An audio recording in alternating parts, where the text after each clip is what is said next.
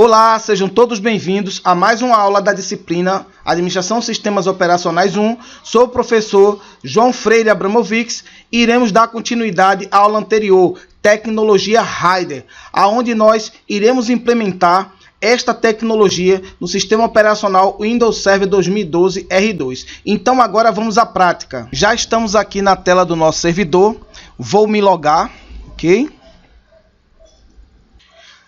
Após se logar no nosso servidor, como a gente já fez na aula de gerenciamento de disco, nós devemos ter já pelo menos 2 discos em nossa máquina a mais do disco que foi instalado no sistema operacional, ok? Primeiramente a gente vai conferir a quantidade de disco que vemos, tá certo?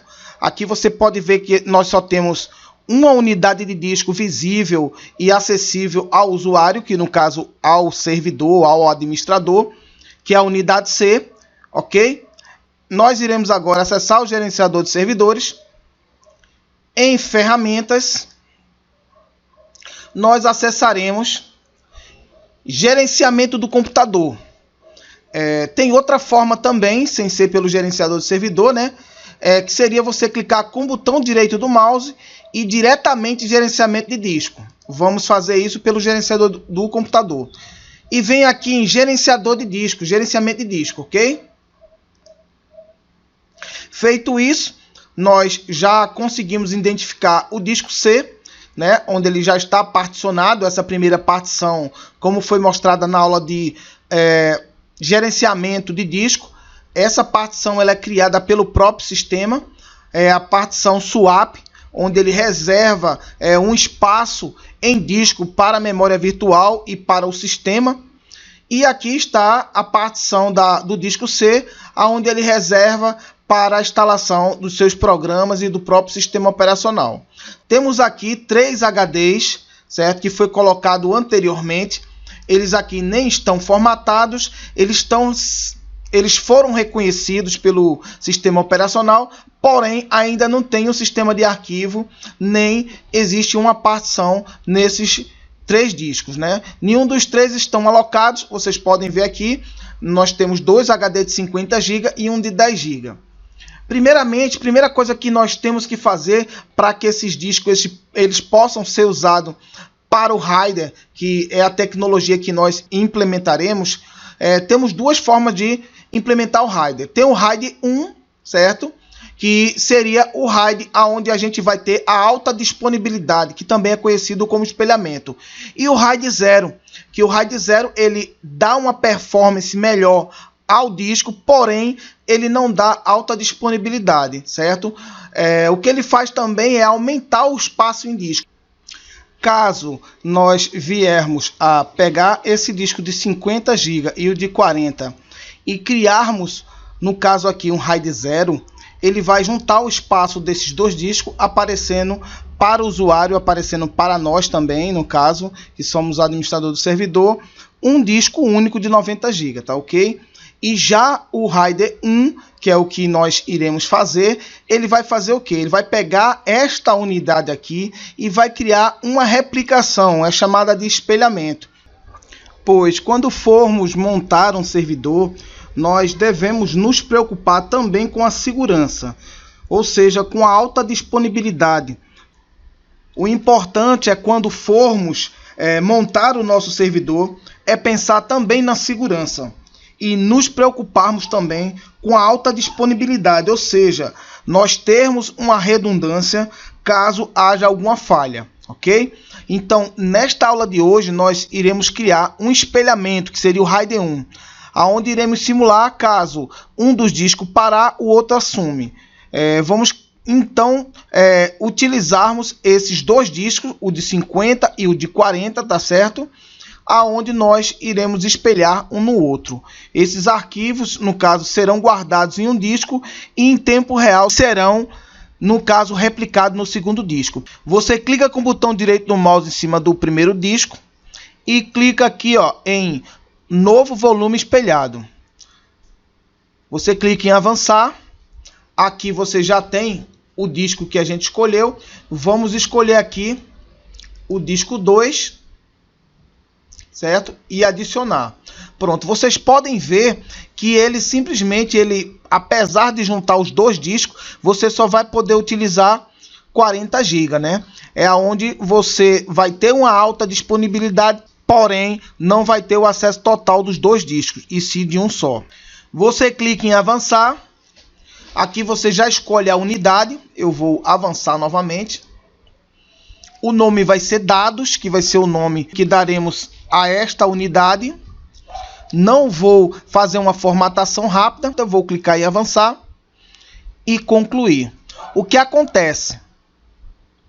No Windows Server 2008, 2008 R2, para fazer esse procedimento, primeiramente a gente tem que converter os discos básicos em dinâmico. No 2012 isso não é necessário. No momento que você vai criar o RAID 1, que seria o espelhamento, ele já dá, no caso aí, a opção de você fazê-lo. Vou clicar aqui e vamos aguardar ele finalizar o espelhamento. Vocês podem ver que ele automaticamente já tornou o disco dinâmico e está fazendo a formatação dos dois discos e tornou todos os dois, como um era de 50 de 40, ficamos aqui com 10 GB disponível. E ele aqui está formatando os dois discos, tornando os dois com tamanho único, aonde tudo que for guardado nesse disco, ele vai ser replicado no disco 2, deixando ciente que isso aí fica transparente para o usuário, né? Ele não vai ter preocupação de qual disco ele vai salvar.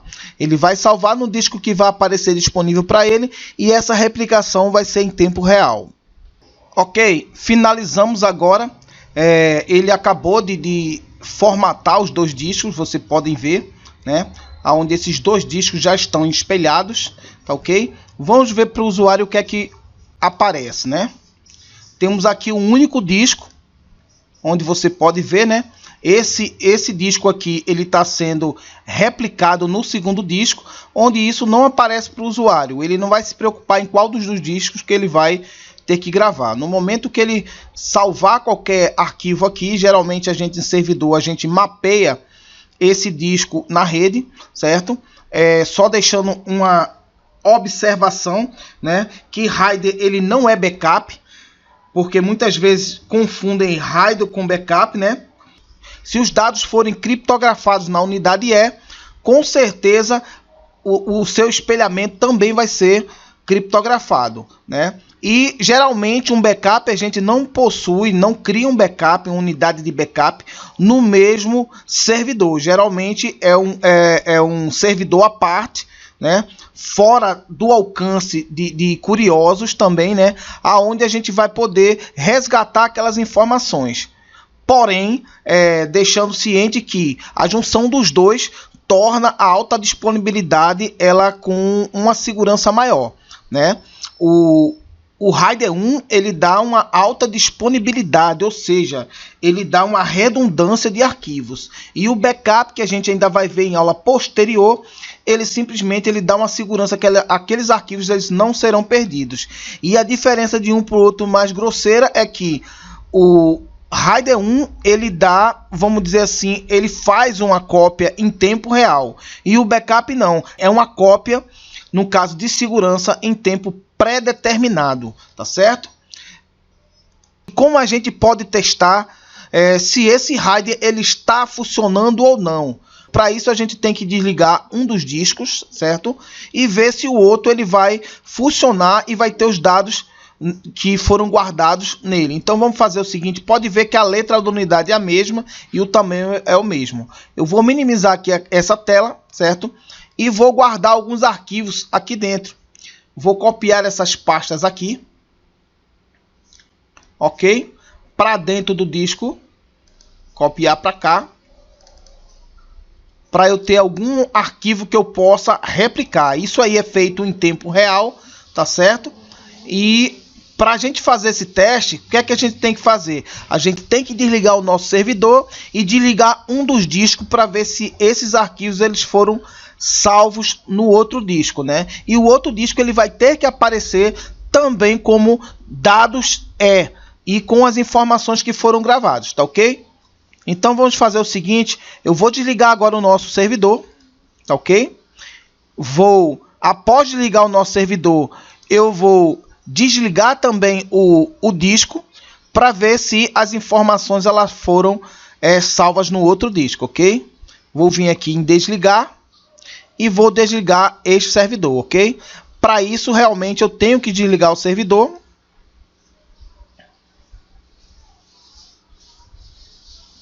Vou entrar na minha máquina virtual e excluir um dos discos. Estamos aqui na tela do VirtualBox, certo?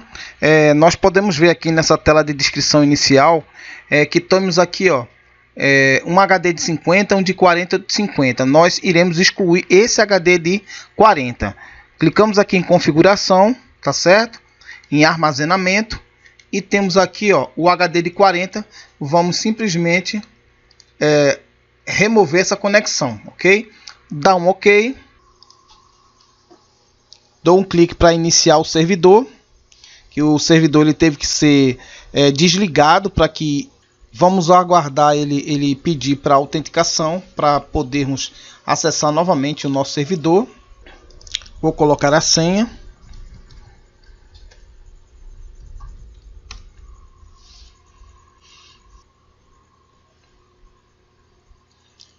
Ok, com o serviço iniciado, nós vamos diretamente para o gerenciador de servidor. Irei agora acessar o gerenciador de disco por ferramenta, gerenciador do computador.